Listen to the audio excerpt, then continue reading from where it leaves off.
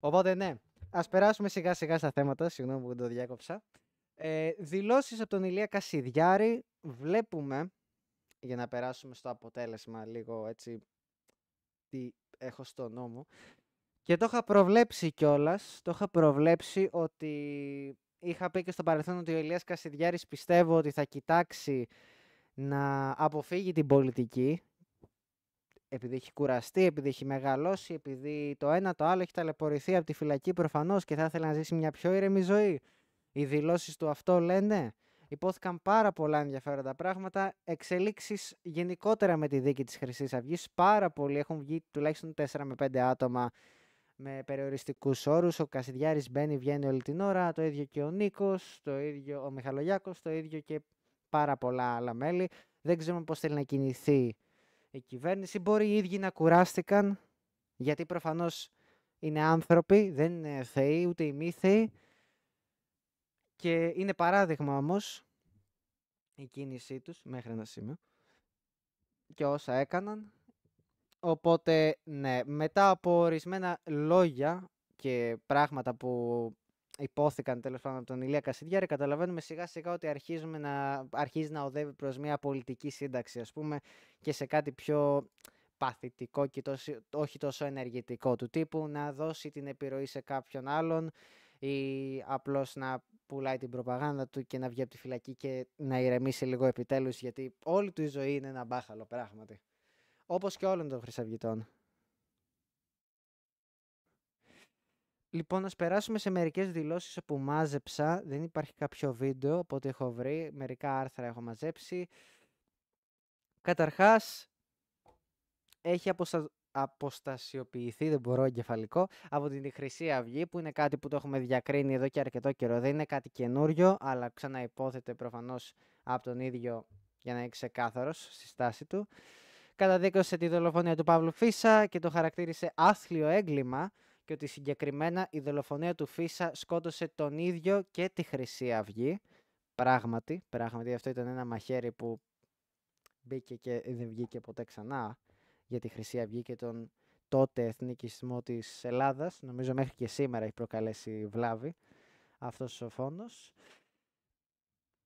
Είπε ότι δεν ξέρει τίποτα για το περιστατικό του Ρουπακιά. Δήλωσε πως η δολοφονία του Φίσα ήταν το τέλος της Χρυσής Αυγής, όπως ανέφερα και πριν.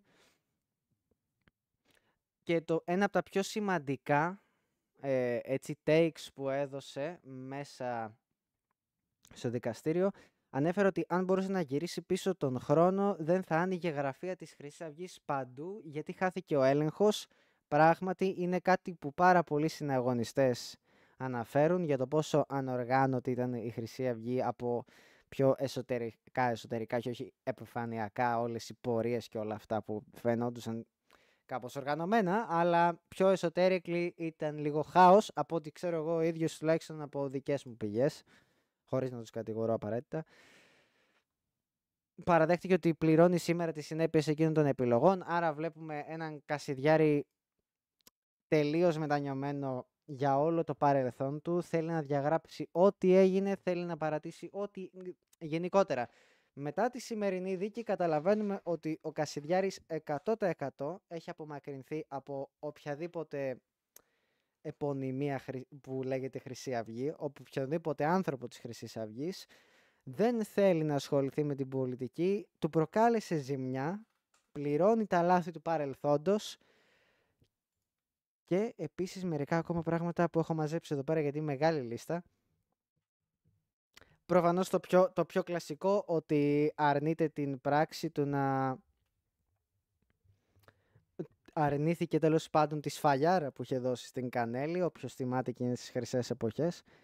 Τόσα memes γεννήθηκαν από τότε. Μερικά άλλα έξτρα πολύ συγκεκριμένα γεγονότα, π.χ. μία εκδήλωση στο Μελιγαλά όπου αρνήθηκε και ότι η στολή που φόρεσε δεν ήταν για ιδεολογικούς σκοπούς και ότι ήταν ένα μαύρο μπλουζάκι, κάτι τέτοια πολύ μικρά για όσους ξέρουν και ότι ήταν δικιά του ιδέα και ότι το έχει μετανιώσει και ότι δεν θα έπρεπε να γίνει αυτό και δεν είναι ιδεολογικά σωστό και. Αυτές ήτανε οι δηλώσεις εν μέρη του Ηλία Κασιδιάρη στο δικαστήριο. Κάποιος θα το πει κακ move, κάποιος θα το πει μετάνια, κάποιος θα το πει ότι θέλει να ησυχάσει. Πραγματικά, να σας πω την αλήθεια, τόσο βαθιά που έμπλεξε η Χρυσή Αυγή, τόσο παρελθόν και τόσο μέλλον που μαύρισαν ταυτόχρονα. Απ' τη μία καταλαβαίνω κάποιος να θέλει να ηρεμήσει. Δηλαδή, αν ο σκοπός του Ηλία Κασιδιάρη είναι απλώς να πει «Ελάτε παιδιά, εντάξει, να πάνε να γαμηθούν όλα, θέλω να πάω απλώς στο σπίτι μου, θέλω να πάω πίσω στη Μάνη να ηρεμήσω» ή κάτι τέτοιο, να πάω με τους δικούς μου, να πιάσω καμιά δουλειά, να βρω καμιά γυναίκα να κάνω κάποιο παιδί. Άμα αυτός είναι ο στόχος του, το σέβομαι ιδιαίτερα, γιατί ξέρετε κάτι, τόσο καιρό είμαστε μαζί σε αυτό το κανάλι, okay? Οι περισσότεροι, γιατί έχουμε και πολλούς νέους. Σχολιάζαμε πολλές από τις κινήσεις του Κασιδιάρη για το πώς άνοιξε το ένα κόμμα, για το πώς πήγε με τον Εφιετζόγλου στην Ευρώπη, Σπαρτιάτες, Στίγκας, 1002 πράγματα, Ελεύθεροι Αθηναίοι, διάφορες πολιτικές μπάλες. Και ήμασταν εκεί. Στην αρχή τον υποστηρίζαμε μάλιστα, μέχρι μερικών γεγονότων αργότερα, όπου με έκανα να πάρω μια απόσταση από την ομάδα, όχι τον ίδιο, προφανώς, από την ομάδα του Ηλία. Οπότε, ναι, όλες αυτές οι πολιτικές μπάλες που προσπαθούσε να παίξει, δηλαδή μία από εδώ, μία Ευρώπη, μία Ελλάδα, μία να έχει άποψη από εδώ, από εκεί, που ήταν λανθασμένες κινήσεις 100% και το βλέπαμε. Άλλο που τις υποστήριζα τότε, νομίζω τώρα το βλέπουμε πια με μία πιο αντικειμενική ματιά. Αλλά όλη αυτή η τρίπλα τον κούρασε. Και όλο αυτό το παιχνίδι πρέπει να έρθει επιτέλους σε ένα τέλος. Και γιατί δεν βγάζει κάπου. Δεν βγάζει κάπου αυτός ο αγώνας που ρίχνει. Προσπάθησε μόνος του, προσπάθησε σε ομάδα, απλώς δεν βγάζει κάπου. Ο άνθρωπος έχει μεγαλώσει, έχει βγάλει γκρίζα μαλλιά εκεί μέσα που είναι κλεισμένος τόσα χρόνια. Κάποια στιγμή πρέπει να ηρεμήσει και είναι απολύτως κατανοητό. Και πάνω απ' όλα, μετά από τόσες αποφάσεις της κυβέρνησης και δικαστηρίων, δεν μπορεί να κάνει και κάποια σοβαρή κίνηση πολιτική πλέον. Δεν μπορούν να συμμετάσχουν σε διάφορα κόμματα. Άμα ήθελε να ανοίξει, δεν μπορεί να ανοίξει από μόνος του κόμμα, ούτε να συμμετάσχει σε κάποιο, ούτε άτομα που υπήρχαν στη Χρυσή Αυγή είτε κοντά του μπορούν να συμμετάσχουν μαζί του ή πολλά πάνω από 4 σε ένα κόμμα πάλι. Οπότε βλέπουμε ένα μεγάλο κομμάτι των παλαιών εθνικιστών, όπου είχαν επικοινωνία με τον Ηλία Κασιδιάρη και τη Χρυσή Αυγή, ένα μεγάλο ποσοστό, να διαγράφονται πλέον σαν χαρτιά, σαν φύλλα όπου θα μπορούσε να παίξει ο εθνικισμός στο μελλοντικό παιχνίδι, έστω ακόμα και αν ήταν σε μεγαλύτερες ηλικίες. Και τώρα δεν έχουμε πολλά φύλλα, δεν έχουμε φύλλα να παίξουμε αυτό το παιχνίδι της πολιτικής.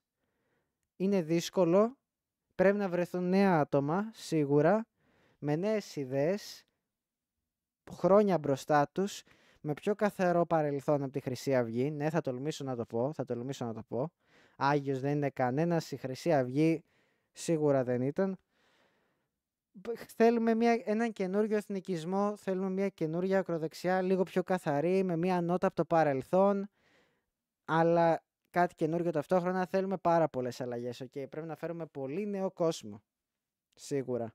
Και με την νεολαία εκεί που είναι να μην ασχολείται καν με την πολιτική, δεν ξέρω πού θα βρεθεί αυτός ο κόσμος ιδιαίτερα, αλλά εμείς θα είμαστε εδώ πέρα μέχρι τις επόμενες εκλογές και τις μεθεπόμενες και δεν ξέρω κι εγώ πώς θα προχωρήσουμε.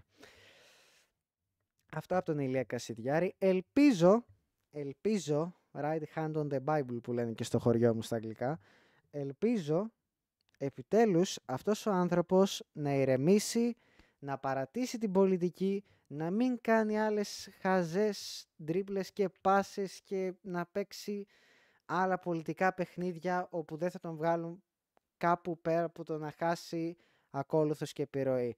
Η πιο σωστή κίνηση είναι να βρει νέο κόσμο και νέα κόμματα και να ρίξει την επιρροή του προς αυτά, συγχωρέστε με, και να ηρεμήσει επιτέλους λίγο το κεφάλι του.